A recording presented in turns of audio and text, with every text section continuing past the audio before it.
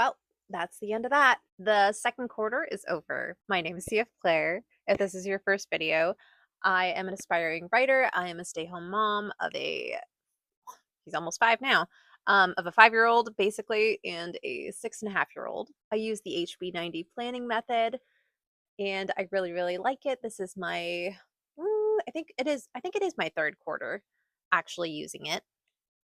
And let's talk about how Q2 went. So I had two main goals for Q2, and I keep my goals entirely writing based. At this point, I have no need for like marketing or anything like that. My first goal had two parts to it. Part one was make a revision plan for draft two of Project Chance, which is my contemporary shifter romance novel. And I'm a fan of using the good, better, best goal setting system. So the good goal was to do it in 66 task blocks, better would be 55, and the best was 44. Did I do that? No. I did make a revision plan. It took 106 task blocks. So that's fine.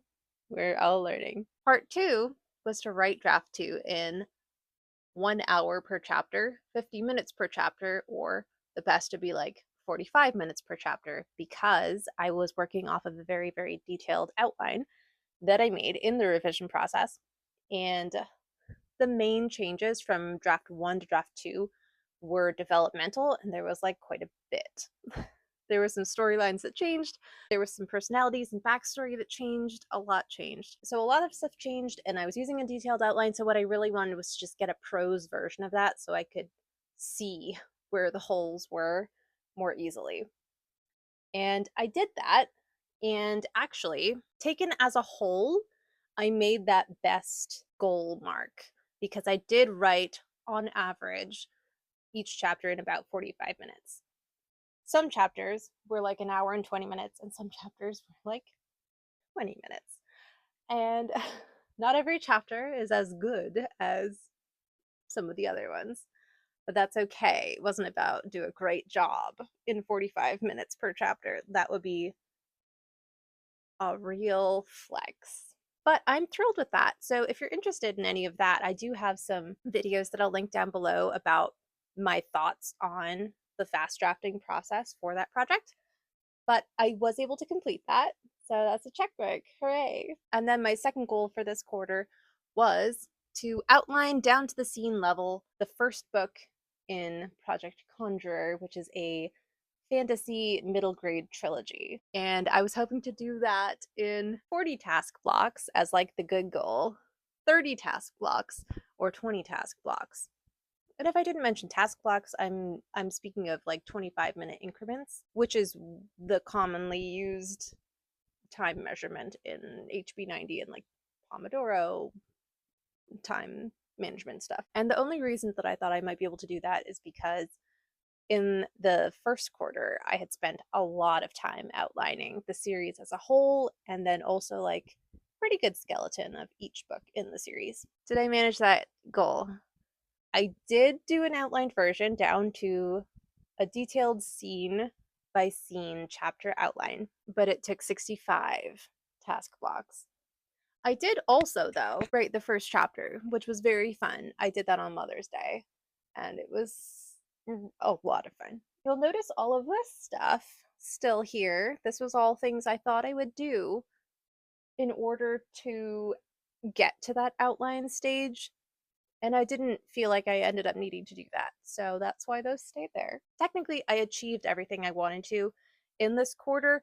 I just didn't make the time goals that I had set for myself, which is fine. So overall, I'm really, really happy with how Q2 went. I think I felt like I made a lot of progress in terms of understanding my revision process and what I want out of a first draft, what I want out of a second draft, and just a lot more familiar with my particular outlining process. And I learned how to utilize the 8-sequence outlining method really well for myself. Something about it just like really clicks for me.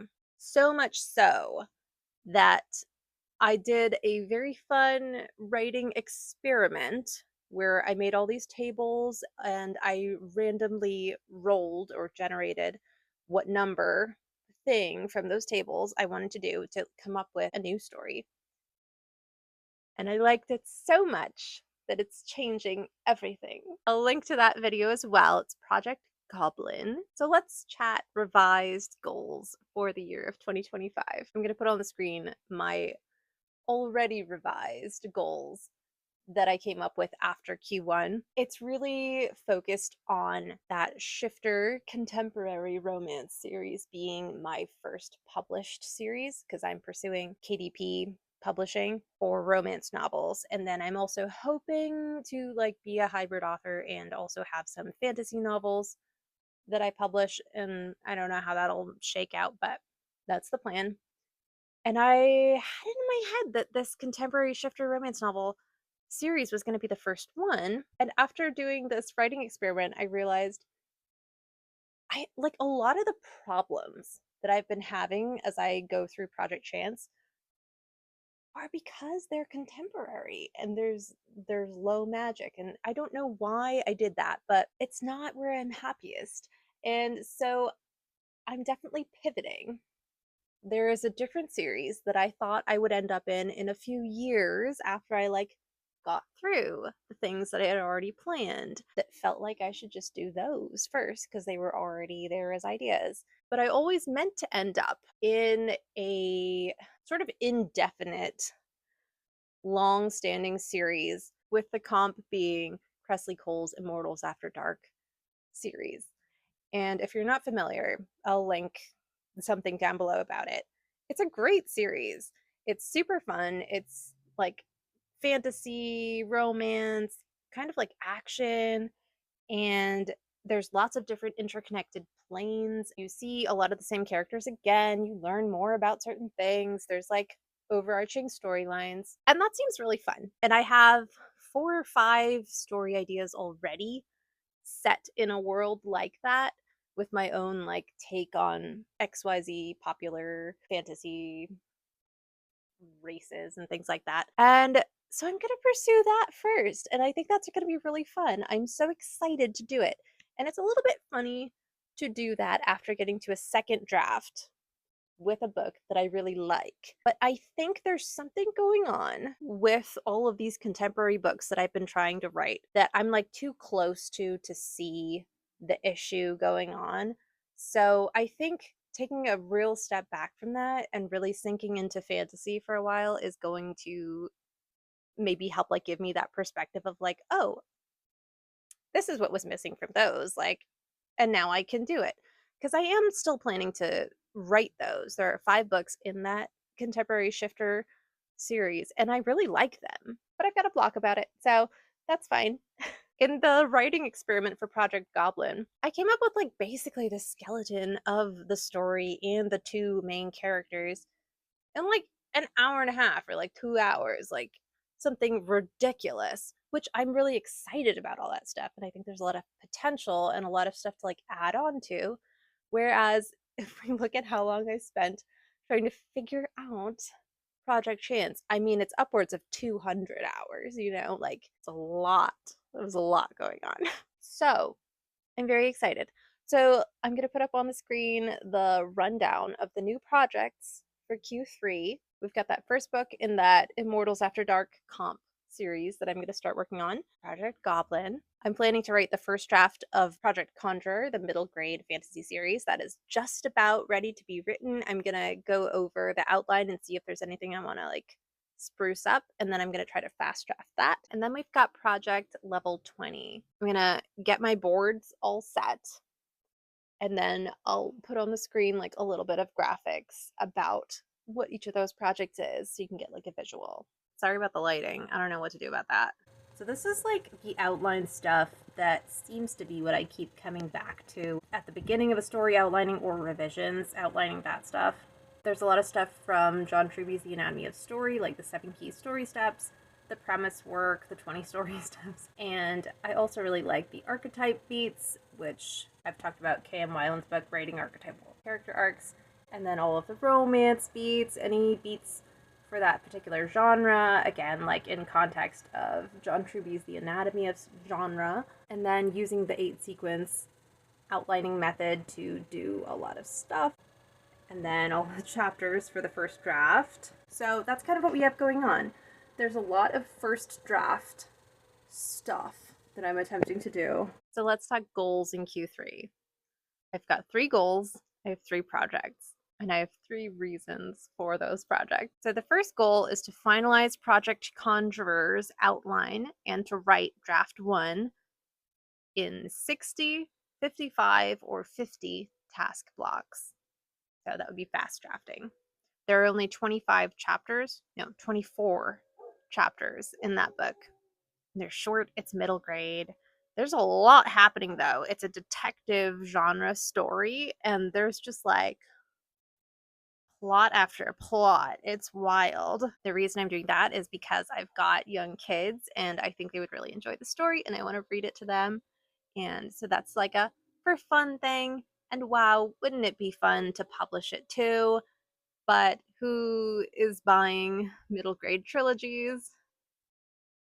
So, and it's basically just for fun. Goal number 2, outline and draft Project Goblin in 150, 140, or 120 task blocks. And again, it would be fast drafting. I found that usually for romance, I like to do dual point of views, and it tends to be around 40 chapters that the books want to be in. So about 80 to 90 of those task blocks, I'm assuming would be like the fast draft of it. And then the rest is like the outlining. And I came up with so much of the outline in like 2 hours. So I honestly like think this is doable. I know it sounds a little crazy when I say it out loud, hearing myself, but I think it's doable. We'll find out. And then the third goal is to finalize an outline and draft in Project level 150, 20. 140, or 120 task blocks. That one, if I just outlined it and didn't even start fast drafting, that would be fine. So we'll see how the quarter goes. It's summer break. My daughter is out of school. I have a 5-year-old son as well. So we're trying to enjoy the summer. I don't want to be like really crunching down on goals, but at the same time, I also do. So we'll see how it goes. So those are the goals. Let's talk other things coming up on the channel.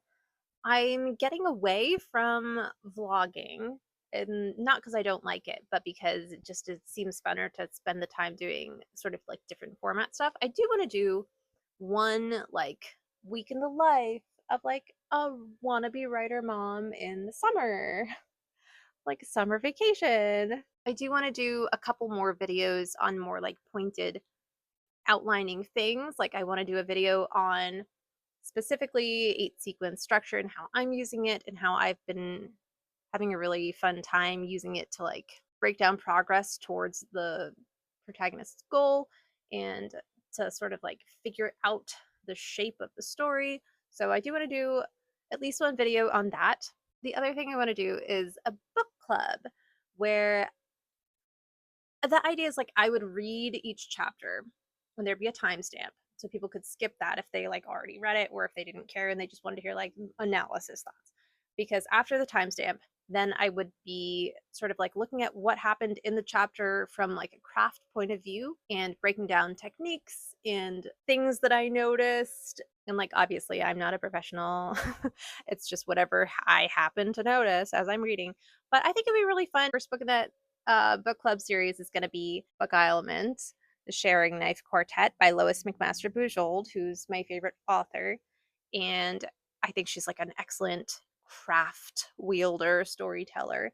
And this book in particular is a comp title for one of the projects that I'm going to be working on, Project Mist, which I've talked about on and off on this channel.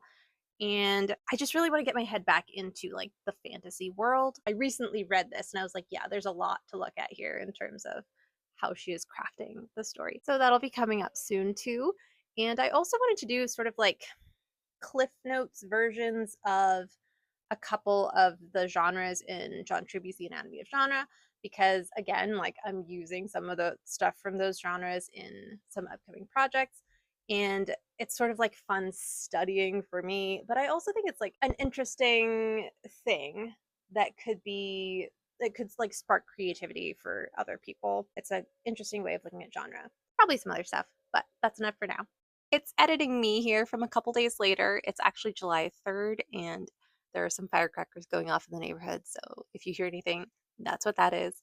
But I had forgotten to check in about some of the like questions from the actual HB90 planning system, and I really wanted to go over a couple of them. So if you're not familiar, the HB90 planning system is a planning system by Sarah Cannon, who I'll put a link in the description to her website, her YouTube, but you can download her planner from Etsy and fill it out, and it's like specifically tailored to writers and just like thinking through how you're spending your time and things you can do to help yourself. So I wanted to check in because at the end of Q1, I had filled out the end of quarter stuff with some ideas of what I would take from that experience going into Q2 to support myself. So, specifically, the question, in what ways did you support yourself and your mental health this quarter? How can you continue to do this even more next quarter? And I had the idea that I was going to do a lot of meal planning so I could stop thinking about food all day, every day, because I'm the person who cooks, I'm the person who does all the food, everything to do with food. 100 snacks for a 4-year-old all day long. And I don't like it. I want to stop thinking about food for multiple days at a time. I also want to keep my writing time sacred because my writing time is after lunch. My son is home with me. I was starting to do videos during what was supposed to be my writing time. I wanted to stop doing that. And I also had this idea that I would do like a 5:30 dance party cleanup. Everyone in the house, just like pick your favorite song. We'll play everyone's favorite songs on a playlist, and we'll just clean together, and we'll have a nice clean house. And then in the morning, when I wake up, I won't be like, holy fucking shit, the first thing I have to do every morning is clean up the house because I can't stand being in a messy house. But I'm absolutely exhausted. Oh my God. My husband and I are both exhausted by like 5 o'clock every single day. So, and then the other thing was I was going to make sure that I didn't watch any news until after I had done all of the writing that I was trying to do in a day because I'm American. It's been a wild fucking time. It has no promises to stop being completely wild. And it was like seriously fucking with my mental health. Try like waking up every day and being like, oh my God, what's happening now? And then being like, oh, I guess I'm supposed to write. Are there tariffs? Are there not? Like, what's happening? And now there's like, I mean, nothing's better. Nothing's better. So, anyways, that was what I was trying to do going into Q2. So, how did that go? It's like a mixed bag. It's a mixed bag. So, the meal planning, I did do many weeks, not every single week, and it definitely helped a lot. And it helped with decision fatigue. Sacred writing time, I think I did a pretty good job with that. It was falling apart a little bit at the end of the quarter because I was doing fast drafting, and that is not the kind of thing that I can like do in like a 2-hour chunk of time. I needed to start at the beginning of the day and then like all through the day do these like 20-minute, 10-minute, 15-minute chunks of writing. So it was not the kind of thing where I could be like, oh, just like during his screen time, I'll do my writing. So that kind of like fell apart a little bit, but it did like work with what I needed it to do. 5:30 dance party cleanup. That didn't work at all. I don't know if we did that even one time. It's a super fun idea. Theoretically, it should be able to work, but no one in the house wants to do it. And it was my idea. So like if I didn't start it, like there was no chance it was happening. And honestly, by like 4, I'm exhausted. I'm done. Like I don't want to do a goddamn thing. And I'm still going to be like cooking dinner soon. So that didn't really work. Not watching news until evening after I'd done everything. I did do that. I was actually very good about that, and that helped a lot. So, mixed bag. Now we're in the summer. There's a firework. Now we're in the summer. Both my kids are home. Most of Q3 is going to be like the summertime routine of me being with 2 kids and no school until September 2nd, I think.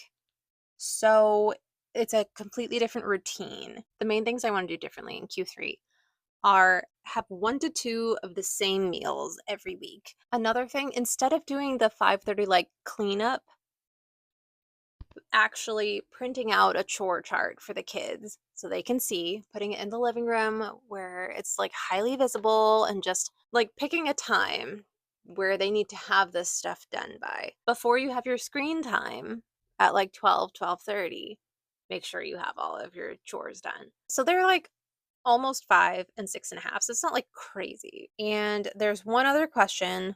Are there any, there's a lot of other questions, but like this is the other one that I just wanted to mention. Are there any time sinks or distractions you need to be aware of as you plan the next quarter? The big thing is the garden. Even though it is like so behind, there's still so much to do that I want to do, but there's only so much time in a day, and I am focusing on the writing. So the time sink is like, I don't know, maybe it's like more mental of like, I keep thinking every day for like 5 or 6 days in a row of the like one garden task that I want to do that I feel like I'm behind on doing. So maybe it's not actually as much of a literal time sink, but it's like a massive thought time sink, if that makes sense. So trying to be more realistic with myself and do a lot more chaos gardening, if you're familiar with that. Just like mix all the seeds of things that I wouldn't mind if it grew. That would be fine. Just toss them and be like, whoever wants it gets it. Like, who's going to grow? Because that's not my usual approach. Usually I'm like, well, we really like kale. Let's do like this number of kale, and hopefully like half of that survives. And I did one bed that I like chaos gardened about 3 weeks ago. And it's my favorite one by far because it's just like exciting. It's like, oh, who is popping up? Oh, okay. Are you gonna make it though? Like, I'm not doing anything special for you. Like, are you actually gonna be fine? And that's kind of fun. Meanwhile, the squash that I planted, I don't know why I try it. I was telling my husband the other day, like, I like squash, but I don't love it. It's not like tomatoes, right? It's not like green beans. It's squash. It's okay. And we don't have like the property or growing conditions to try to like grow enough to like have any sort of impact on eating during the winter, you know? The squash bugs and vine borers are just like the actual devil. I don't understand it. It's crazy.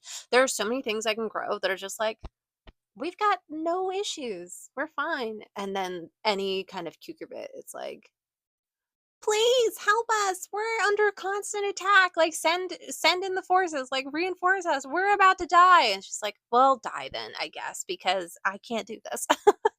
But every year I'm also like, maybe this year it'll be okay and it'll work, and I'll get so many that I'll never feel like I need to grow squash again, because I'll be like, squash, I'm bored of that. But like, nope, it hasn't happened yet. I'm in a mood. Okay, but let's like look through what I actually put for HB90 for my pages for Q3. Okay, this is, I think, as good as we're gonna get. So this is like looking at your week and thinking how many like actual time blocks you might have to work on projects per week. So the brown is time that like is not available basically every day. That's like we're sleeping or doing like morning things with kids till like at least 8. 4 o'clock, we're like saying hello to my husband. He would have just got home from work. Like we're relaxing with him. I mean, we're gonna do like dinner stuff, and then like okay, say goodnight to the kids and like hang out with my husband, whatever we're doing. So the white is like technically free time, possibly, but like it's not free time, right? Like it's it's just time where it's like, I don't know, at some point we're going to need to do like XYZ normal things in a day, but they don't have to happen at necessarily a specific time. So the green was kind of like my general idea, like probably after having breakfast with the kids in the morning, like there's like a little bit of time where I might be able to do like a task block and do more stuff with the kids, whatever we're doing, like snack, hang out, do a story, whatever. And then like probably another little bit of time to do some writing. And then like, okay, we're getting into like making lunch or like whatever we're doing for the house, cleaning up, make sure they did their chores from their chore chart if we're going to do that. And then like my writing time, and then a little bit of a break, more writing, and then like you know, the rest of the day, whatever we're gonna do. So like this is a general idea. Technically, possibly could have 30 task blocks in a given week, but that's not very likely because at least one of these days we're probably like going to the lake for a day, or like, you know, like ideally I would like to do that. We're doing like a day trip to like hang out with my folks or like my husband's folks. Honestly, really about 4 days of the week might be like that. So when I was looking at the time estimator for like how realistic would I, how many task blocks would I realistically have in a given week? It was more like not 30, but like maybe 22, which is actually still like pretty ambitious, but but like maybe, which would mean that I might have something like 314 task blocks for this quarter. I think that's actually pretty ambitious. It's probably quite a bit less than that because honestly, like in the summer, it's so hot and I have terrible energy anyways because I don't sleep well. And so I just like actually can't focus pretty often during the summer. So I was ambitious, so we shall see how it goes. And this is just like the little mini calendar of like, here's how many task blocks per week I think I could probably do. And this purple is where school starts, and I should be able to do like quite a bit more. So I'm really looking forward to that. That'll be really cool to have 2 kids in school. Then over here we've got like daily tasks and how long that stuff usually takes, like in task blocks. Monthly stuff, quarterly stuff, weekly stuff. And this is like in a perfect world, I would do all of this stuff. Like quarterly clean the car. Like, yes, I would like to do that. Do I? No. But like ideally.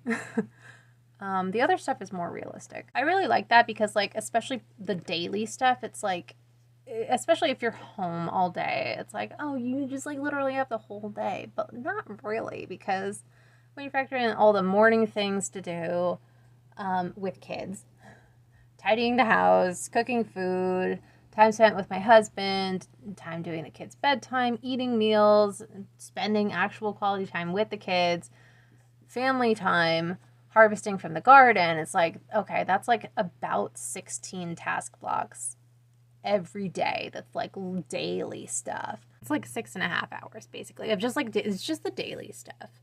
That puts a lot of stuff in perspective when you're like, oh yeah, life takes time. Isn't that funny? Then we've got the goals.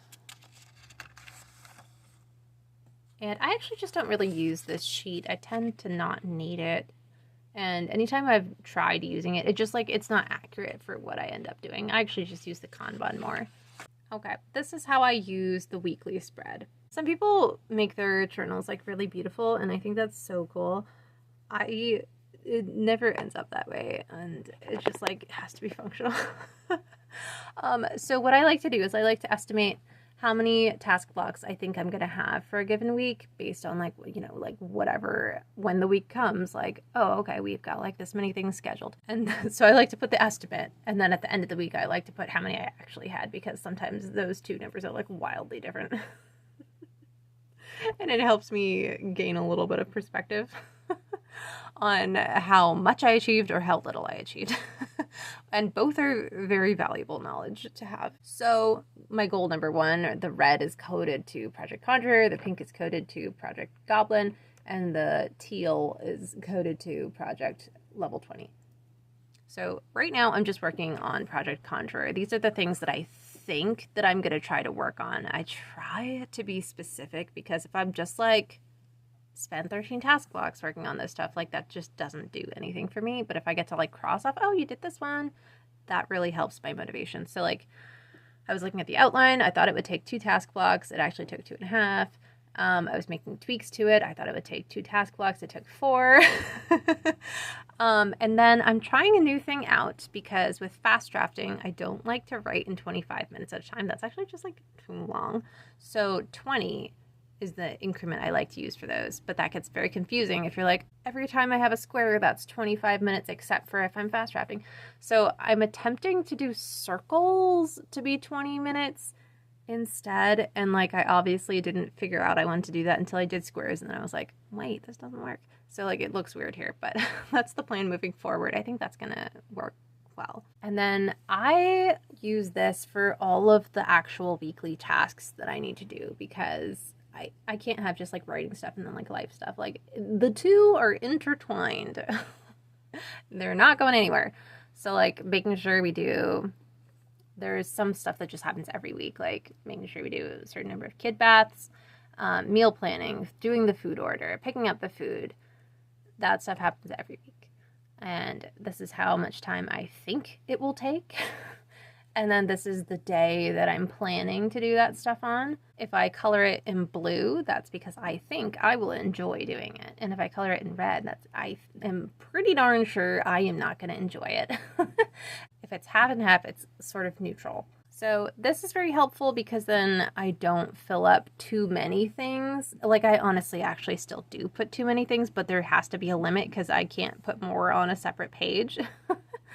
And it also helps just be like, how many of these things am I putting on my plate that I think I'm not going to enjoy, that are a choice I'm making to do? And why am I feeling like I need to make that choice? Because that has happened very often. So then I take that sheet and I unclip it so that I could just like put things in the spots they're meant to be. And they're like vaguely time coded. Like typically this stuff's meant to happen earlier in the day and typically this stuff happens later in the day. And I try not to put too much stuff on like Saturday, because often Saturday is just like we're doing a family activity, we're going somewhere, or like you can never count on Saturdays. You never know what's going to happen. I had actually thought this week that I was going to have my niece and nephew sleeping over. So I had only scheduled myself to be able to work for like 3 days. And it actually turned out that they're not able to sleep over this week. But I was completely obsessed with reading, and so I barely did like 3 days worth of work anyway. So like that was a good call.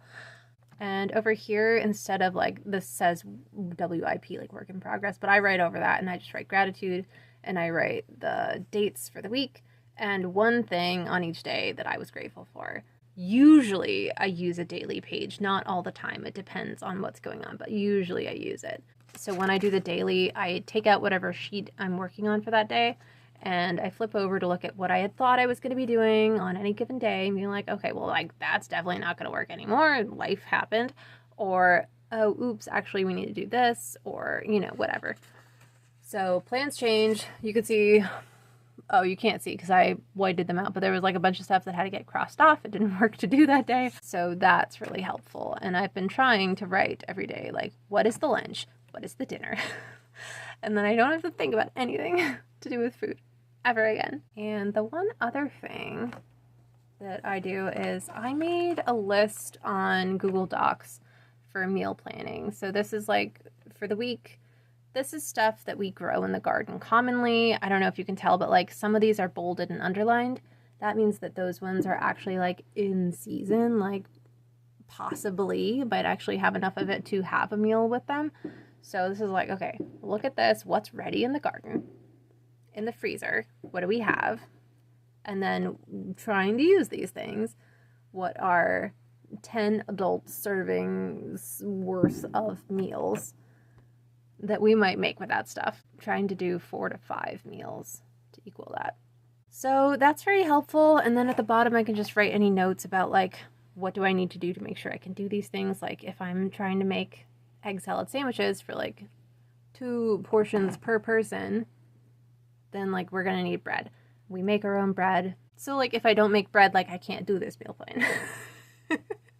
But that's been very, very helpful. And I'm really hoping we get more stuff in the garden soon. So that's how I like to use it. But I hope you had a great Q2 and I hope you have a great Q3. I hope your writing's going well. I hope life's going well, and I'll see you in the next video.